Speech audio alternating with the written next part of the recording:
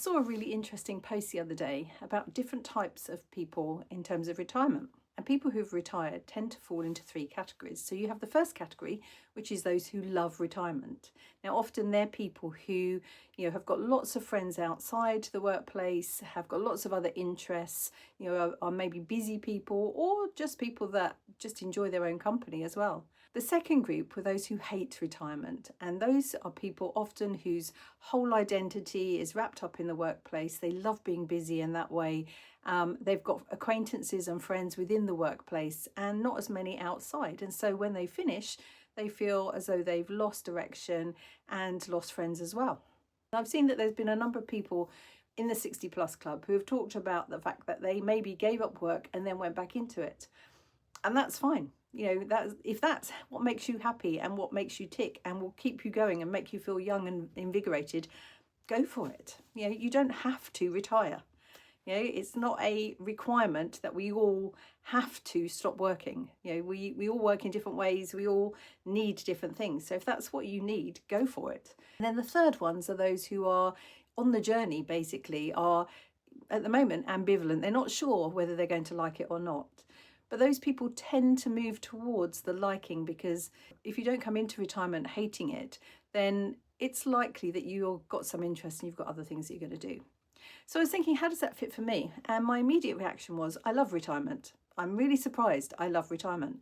Now, that's not to say I didn't love my job, because being a teacher, it is a vocation. And, for 30 years, I enjoyed being in a classroom, whether it was working with very small children that I did in the beginning or working with teenagers at the end. I loved the rapport. I loved the banter.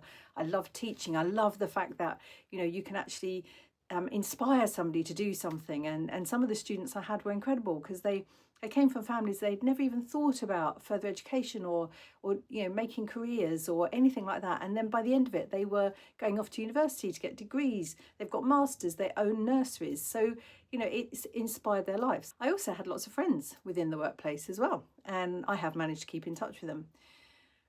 But I do love retirement, and I know that part of it is because I do have lots of friends and family around. I am busy all the time. I have interests in art and music and doing things. I'm helping in the school. I do voluntary stuff. I do have the odd moment of wobble. So, for example, Christmas time was really busy. In the run up to Christmas, I was out every day. I was doing different concerts. I was doing, craft fairs, making things, busy, busy, busy. And then suddenly, the period after New Year, everything stopped for a while.